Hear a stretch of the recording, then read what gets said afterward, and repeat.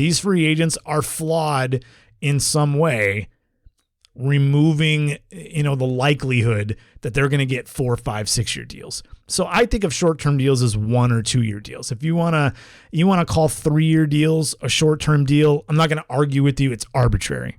But I'm really thinking 1 to 2 year deals. So that means that these players come with more inherent risk than those big-time free agents. Okay, these two players I'm going to talk about come with, whether it's performance risk or injury risk or a little bit of both, for whatever reason, or maybe they're just potentially undervalued for one reason or the other. But as we sit here today, I have identified a number of spots the Mariners need to address. I'm sure you have as well.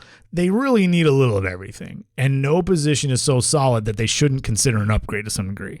I mean, if you ask me, I think the position they need the least is first base with Ty France. Now, if you want to call France a DH, fine, but he's so good at first base, it's just kind of a waste. But if you can go out and get Freddie Freeman, and I'm not saying that they're going to or that they even should, I mean, that's not happening. But if you're telling me Freddie Freeman wanted to come to Seattle and the deal, like the money made sense, you're not going to say, nah, we have Ty France. You're going to say, cool, I guess Freddie Freeman's the first baseman, Ty France, we're going to just play you at DH. You'll get a few games at second. Maybe you'll get a few games. You will get your at-bats. Because we know Ty France's position on the roster is pretty solid. Like, he's not a detriment to this team at all, and there's upside there as well. That's really the only spot. I'm thinking first base is really the only position you don't really need to seriously. I mean, maybe J.P. Crawford's kind of sort of right behind that, because it's going to be very difficult to find a shortstop upgrade. But other than that, they need outfielders, they need infielders, they need catchers, they need starting pitchers, they need relievers. So it's a little bit of everything. But I see an outfielder out there who suddenly makes an awful lot of sense. And as a front office type told me recently, the timing for both sides probably matches up pretty well. And that player is Michael Conforto. Conforto, the Redmond High School product, went to Oregon State. Thought he had a chance to go to the Mariners in the draft, but didn't. But here we are. He's going to be 29 years old. The Mariners need hitters. Outfield is a spot where they have some okay depth, but that depth consists of players that can't really be counted on, including Kyle Lewis because of injury, Jared Kelenic because performance, Jake Fraley because of both. What the hell is Jake Bauers? Is he just maybe Jake Bauers isn't even on the team next year because they've just added too much depth, or maybe he's the 26th guy. Whatever it is, Dylan Moore, like, what the heck is he? Like, is he even on the team next year? There's room for outfield help. There's room for an everyday player. And I don't know what Conforto is going to initially request on the open market. I don't know if he's in love with New York or he has other ideas. But if he gets to the point where a 1-year deal is what he wants to kind of reset his value, to rake and go get bigger money, I love the fit in Seattle. Until the Lewis injury and his subsequent shutdown and the struggles of Kelenic, Conforto didn't make a ton of sense in theory. But this is why when you let things play out, you get a clearer picture. Conforto on pretty much any 1-year deal fits with Seattle. I think that's what Seattle should be trying to piece together. Trying to find, yes, you're going to try for the Marcus Semiems, and yes, you should consider trading for Jose Ramirez if Cleveland makes him available. Yes, you're looking for big impact, but you also need some average players too. And you also need some fringe average players, and you also need some slightly above average players, because you don't have enough of those either. And not even the Dodgers have 9 stars.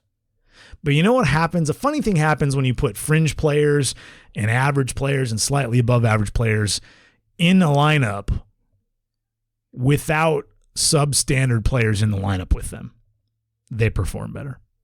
And something happens to kids, 21, 22, 25-year-old, unproven players. When you put them in the lineup with a bunch of other professional hitters, they tend to learn quicker. They tend to get better quicker. they tend to get pushed, they tend to get better advice, they tend to perform better, and they tend to do it sooner.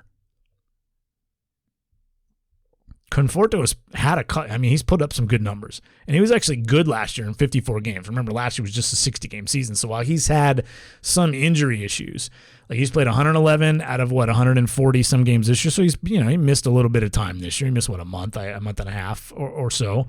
But 111 games, hasn't really put up great numbers this year. The batting average is down. So maybe you can get him on that, hey, I need to reestablish. I'll take a 1-year deal. Put me in a lineup somewhere, where there's a Ty France and a Mitch Haniger or maybe a Marcus Semien or a Jose Ramirez or whatever it is. And boy, I can rake and I get to do it at home. I mean, this is a Redmond high school kid. I have to think that unless somebody blows him away and just believes in him and wants to give him 3 and 60 or wants to just go ahead and give him the 5-year deal now, unless that happens, I have to think that Conforto would consider Seattle. And I love that idea. I love the idea. Now, remember my Charlie Blackmon thought? And while that still would make sense, even if you added Conforto's basically just a younger version. Like, when he's healthy, he's ultimately going to hit. He's just been in a bad situation in New York. 104 WRC plus even when he's having a down year. And I think no matter where he plays next year, he probably gets back to at least 110, but maybe 120, 130 WRC plus in a relatively healthy season. He missed just 6 games a year ago. And like I said, he ranked huge. He was a 3.7 win player in 2019, hitting 257, 363, 494 with 33 home runs. He's a fringe average glove and right, where he's played exclusively since the end of the 2018 season, but is an upgrade over Haniger defensively. And if you keep Haniger, maybe Haniger and Conforto are like a right field DH timeshare. Keeps both guys fresh. When you want the better defender out there, it's Conforto, even though he's fringe average, because Haniger is well below average. That could work. Conforto's a lefty. But I really like the upside player. I'd be willing to be pretty aggressive on a 1-year deal for Michael Conforto. Bring him home. I really do like that idea. I still like the Charlie Blackmon idea too. Like if you want to go guys that can play part-time corner outfield and part-time DH, you get your Ty. I mean, look what we're talking about. We haven't even talked about, just for a second, forget the Marcus Semien, Jose Ramirez, big name guy that can hit in the 2 or 3 hole in your lineup. Forget about that guy just for a second, okay? Think about what the lineup would look like adding, without subtracting anybody significant from this year's team, with the exception of Seager, because I think Seager's gone, and I think that's a foregone conclusion. But let's just say you have your J.P. Crawford, your Abraham Toro, your Mitch Haniger, your Ty France. Now add Charlie Blackmon and Michael Conforto to that. How much better does that lineup look? Like, that's ridiculous. And these aren't players that are guaranteed to come in and just rake. Like, you're not getting prime Charlie Blackmon, and you may not get 140 WRC plus Michael Conforto, but you're probably going to get 110 to 130 out of both of those guys. Like, the one thing Blackmon's not doing this year is hitting for a bunch of power, but he's still getting on base. I mean, you could do a lot worse than that. And the Mariners are shoving out there right now a lot worse than that. So if Jerry Dipoto starts the season off with a move like that, be jacked. Seriously, be jacked. And it doesn't have to be Conforto. There are a lot of guys out there that can fit that, but I really like that idea. I really do. And it's not because he's from here, but that is a potential reason why he would be interested in the Mariners. This is the team that when he was, in his formative baseball years, when I was watching him at Woodinville High School and in this, the state playoffs, this is the major league team in his town. This is his hometown team. Maybe there's some interest there. The other kind of sub-tier free agent I really like on a short deal is a Toronto Blue Jays left-hander, except it's not Robbie Ray. Now, that doesn't mean I wouldn't love to see Seattle go after